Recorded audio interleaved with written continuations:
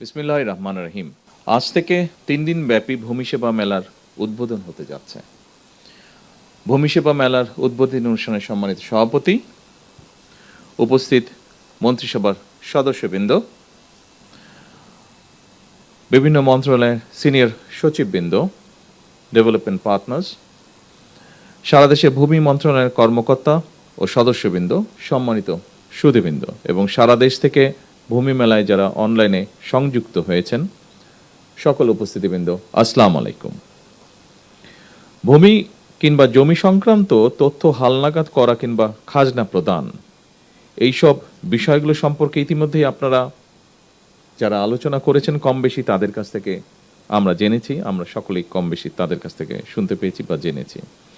আমি আর সেগুলো আবার নতুন করে বলতে চাই না। উপস্থিতিবৃন্দ, যুগ যুগ ধরে ভূমি জমি সংক্রান্ত হিসাব নিকাশ এবং এসবের ভাগ বাটোর একটি চলমান প্রক্রিয়া আমাদের সমাজ জীবনে বা পারিবারিক জীবনে। জগতের নিয়মে প্রজন্মের পর প্রজন্ম অতীত হয়ে গেলেও ভূমি জমি এটা থেকেই যায়। সময়ের পরিক্রমায় একই পরিবার হয়তো একই জমি বিভিন্ন শরিকদের মধ্যে বারবার বন্টন হতে থাকে।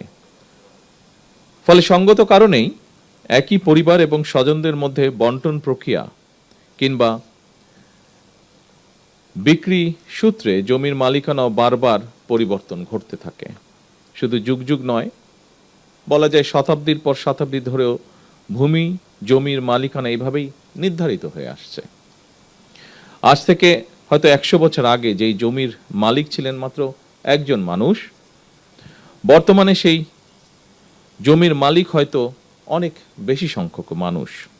এভাবেই জমি ভূমির মালিকানা শরিকানা যেমন বেড়েছে, স্বাভাবিকভাবেই জমির মালিকানা সংক্রান্ত পুরো প্রক্রিয়াকে রেকর্ডে রাখার জন্য ভূমি কর্মকর্তাদের দায় দায়িত্ব তেমনই বেড়েছে।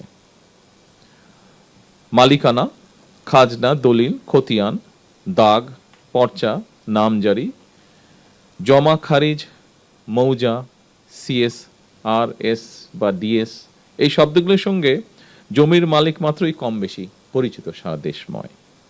ফলে এইসব বিষয়ে নিজেদের মালিকানা হালনাগাদ রাখতে মানুষকে সংশ্লিষ্ট ভূমি অফিসে আসতেই হয়।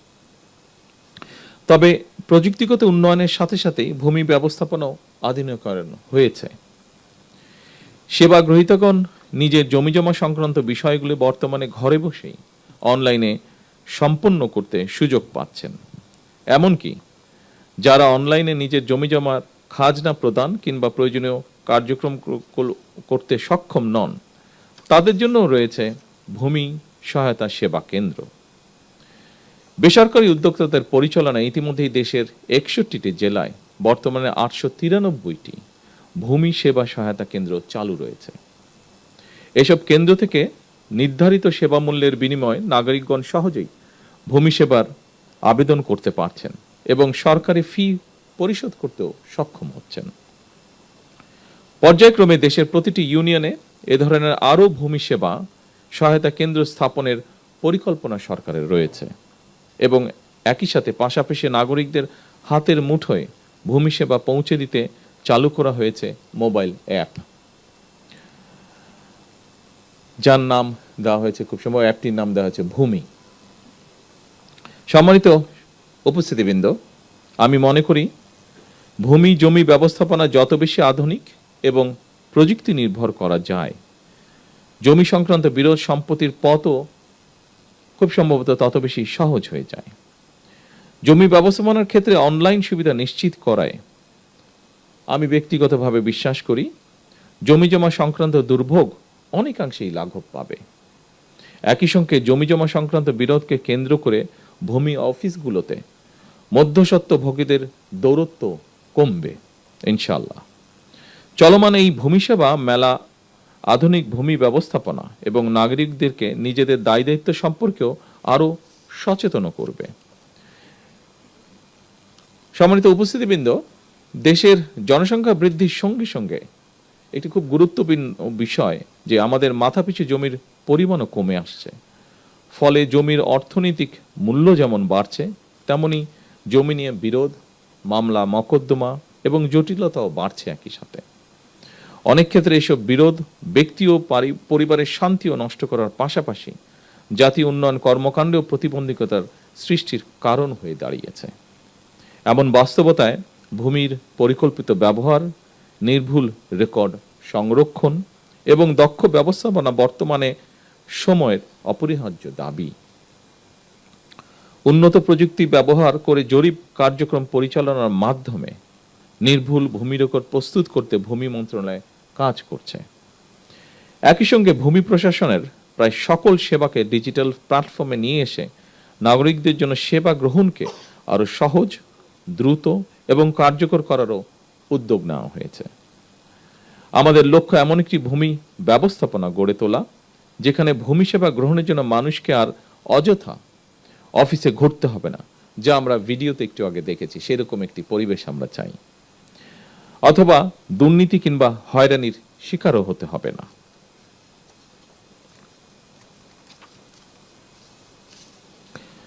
সম্মানিত উপস্থিতিবৃন্দ, দেশের ভূমি ব্যবস্থাপনাকে আধুনিকায়ন করে জমি জমা সংক্রান্ত বিষয়ে জনগণকে সহায়তার লক্ষ্যে সারা দেশে ভূমি সেবা মেলা আয়োজন এবং ভূমি ব্যবস্থাপনাকে আরো সহজ এবং আধুনিকীকরণ করার ব্যাপারে আমরা জাতীয় নির্বাচনের কয়েক বছর আগে প্রণীত ৩১ দফা এবং সর্বশেষ নির্বাচনী ইশতেহারেও বিষয়টি উল্লেখ করেছিলাম।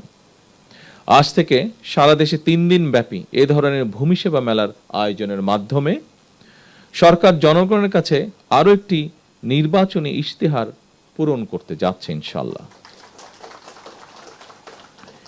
এভাবেই সরকার পর্যায়ক্রমে একের পর এক নির্বাচনী ইশতেহারের প্রতিটি দফা বাস্তবায়নের মাধ্যমে জনগণের কাছে দেওয়া ওয়াদা পূরণের রাজনীতিকে এগিয়ে নিয়ে যাবার চেষ্টা করছে। শুধুমাত্র জমি জমা সংক্রান্ত বিষয় নয়, প্রতিটি ক্ষেত্রেই জনবান্ধব কর্মসূচি নিয়ে সরকার জনগণের কাছে দায়বদ্ধ থাকতে চায়। কারণ দীর্ঘ ১.৫ দশকেরও বেশি সময় ধরে ফ্যাসিবাদ শাসন শোষণের জাতাকলে পৃষ্ঠ দেশের জনগণ বর্তমানে রাষ্ট্র এবং রাজনীতিতে তাদের অধিকারের প্রতিফলন দেখতে চায়।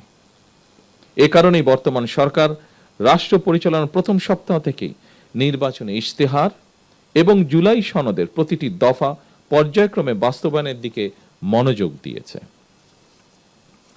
সম্মানিত সুধীবৃন্দ, সারা দেশে বিভিন্ন পর্যায়ের আদালতগুলোতে দেওয়ানি এবং ফৌজদারি সব মিলিয়ে খুব সম্ভবত ৪৭ লাখেরও বেশি মামলা বিচারাধীন রয়েছে। এর মধ্যে জমিজমা সংক্রান্ত মামলার সংখ্যাই বেশি।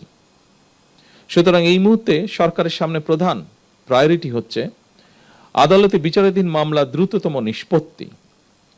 তবে প্রচলিত আদালতের বাইরেও জমিজমা সংক্রান্ত বিরোধ নিষ্পত্তির জন্য গ্রাম আদালত কিংবা অল্টারনেটিভ ডিসপিউট রেজুলেশন এডিআর অর্থাৎ বিকল্প বিরোধ নিষ্পত্তির মতন আইনানুগ ব্যবস্থার মাধ্যম অবলম্বনের দিকেও জোর দেওয়া জরুরি বলে আমরা মনে করি। এতে একদিকে বিরোধ নিষ্পত্তিতে যেমন অল্প সময় লাগবে, অপরদিকে অনেক ক্ষেত্রেই বিরোধ হয়তো শত্রুতায় রূপ নেবে না। বিকল্প বিরোধ নিষ্পত্তির ক্ষেত্রে আলবার্ট আইনস্টাইনের একটি তাৎপর্যপূর্ণ উক্তির কথা আপনাদের সামনে আমি তুলে ধরতে চাই। তিনি বলেছিলেন, peace can't be kept by force, it can only be achieved by understanding. বিশেষ করে জমিজমা সংক্রান্ত মামলা বা দেওয়ানি মামলাগুলো পর্যায়ক্রমে নেগোসিয়েশন বা আলোচনা, মধ্যস্থতা বা সালিশ কিংবা সমঝোতার মাধ্যমে বিকল্প বিরোধ নিষ্পত্তির পথ কার্যকর করা গেলে একদিকে আদালতে বিচারাধীন মামলার জট কমবে, অপরদিকে দ্রুততম সময়ের মধ্যে জমিজমা সংক্রান্ত বিরোধ নিষ্পত্তি করাও সহজ হবে। সম্মানিত উপস্থিতিবৃন্দ, জমি বা ভূমি শুধু এক টুকরো সম্পত্তি নয়, বরং মানুষের জীবনে এটি এক ধরনের নিরাপত্তা, নির্ভরতা, অর্থনৈতিক স্থিতি, জীবিকা এবং ভবিষ্যতের ভিত্তি। এই উপলব্ধি থেকেই জমি ব্যবস্থাপনাকে হয়রানি ও দুর্নীতিমুক্ত করার অঙ্গীকার নিয়ে জনগণের দোরগোড়ায় রাষ্ট্রীয় সেবা পৌঁছে দিতে বর্তমান সরকার কাজ করছে। আমি ভূমি মন্ত্রণালয়ের মন্ত্রী থেকে শুরু করে এই মন্ত্রণালয়ের সঙ্গে সংশ্লিষ্ট সকল কর্মকর্তা এবং কর্মচারীদের দৃষ্টি আকর্ষণ করে বলতে চাই, সেবা প্রদান জনগণের প্রতি করুণা নয়, বরং জনগণের সেবা নিশ্চিত করা আমাদের দায়িত্ব বলেই আমি মনে করি। আমাদের লক্ষ্য একটি হয়রানিমুক্ত, প্রযুক্তি নির্ভর এবং নাগরিক বান্ধব ভূমি ব্যবস্থা প্রতিষ্ঠা করা, যা দেশের টেকসই উন্নয়নকে আরো ত্বরান্বিত করবে। উপস্থিত সুধীবৃন্দ, কৃষি জমির অপব্যবহার সম্পর্কে আমাদেরকে অবশ্যই সতর্ক থাকতে হবে।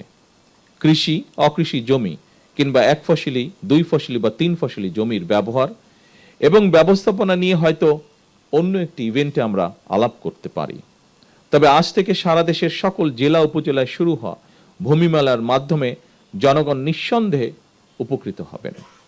কারণ মেলায় ইনামজারি, অনলাইনে ভূমি উন্নয়ন কর প্রদান, রেকর্ড সংশোধন, খতিয়ান গ্রহণ এবং ভূমি সংক্রান্ত যে কোনো অভিযোগ নিষ্পত্তির সুযোগ থাকছে।